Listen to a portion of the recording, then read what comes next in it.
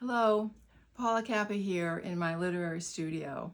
I'm going to talk to you today about inspiration for writers.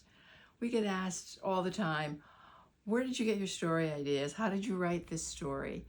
So I'm going to quote Ralph Waldo Emerson when he said, writers are explorers. And that is what we do. We explore everything, words, images, stories, what other authors do. We're always learning how to recreate our art.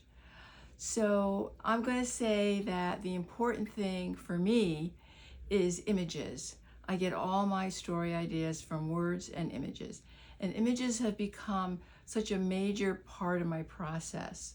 So I'm going to show you the storyboards that I make in order to write my novel. Now, the first novel that we're going to talk about is Draakensky, a supernatural tale of magic and romance, published by Crystal Lake Publishing.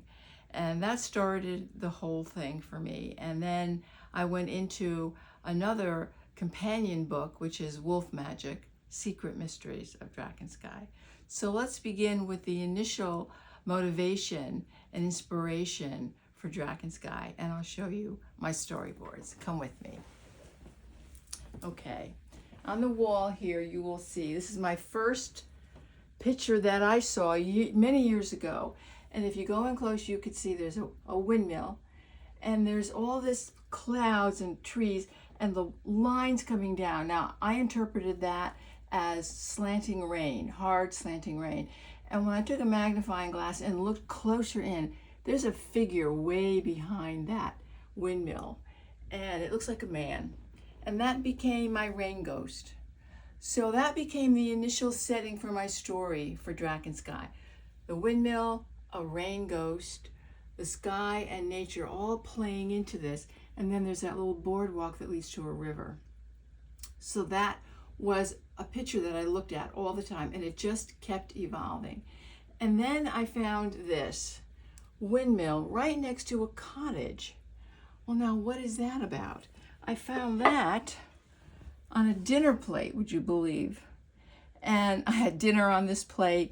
I kept it on my desk. I had breakfast on this plate. So I really connected to the idea of a story about a windmill right next door to a cottage. And that's what began the story of the Wind Witch of Draakensky, who lives in the windmill, and Charlotte Knight, who lives in the cottage. Now, Charlotte is a sketch artist, and she illustrates the poetry of Rainer Maria Rilke. Well, soon after that, I found this white wolf and fell in love with her. And I spent a lot of time staring at this face because it speaks to me. And then I wrote Sky Wolf, which is this wolf.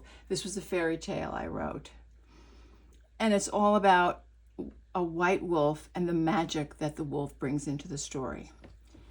After that, I went back to Draakensky, and I discovered not only do I have a white wolf, but I have a black wolf. And look at that face. He's not very friendly, is he?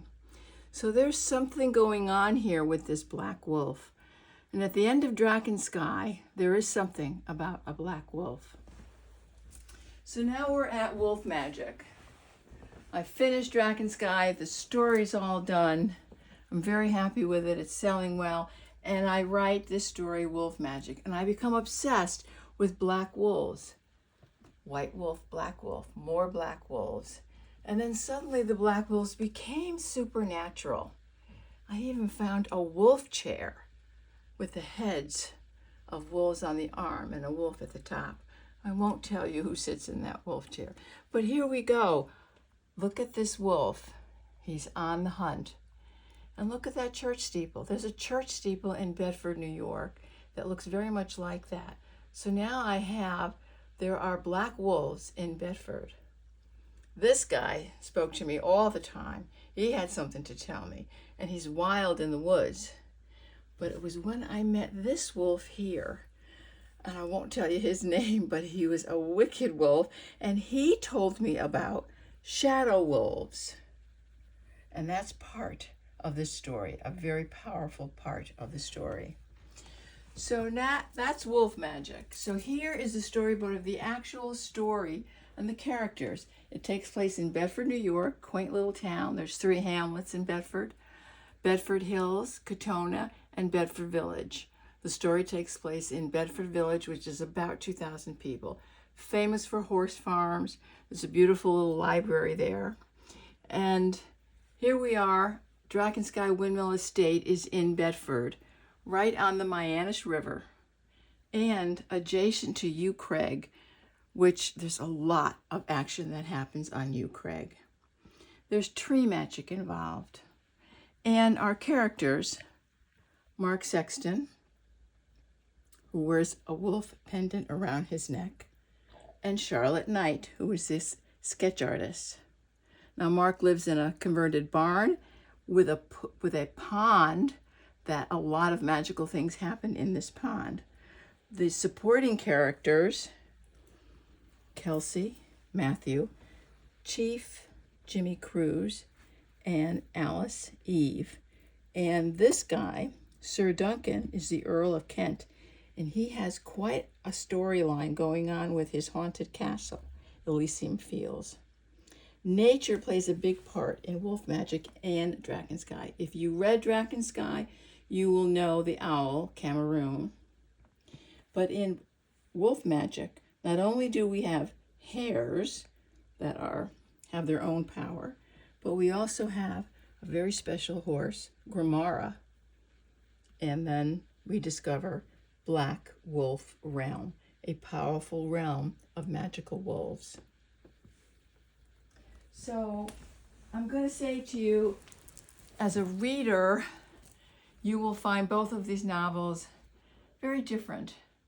This is about shapeshifters. This is about love. This is about death.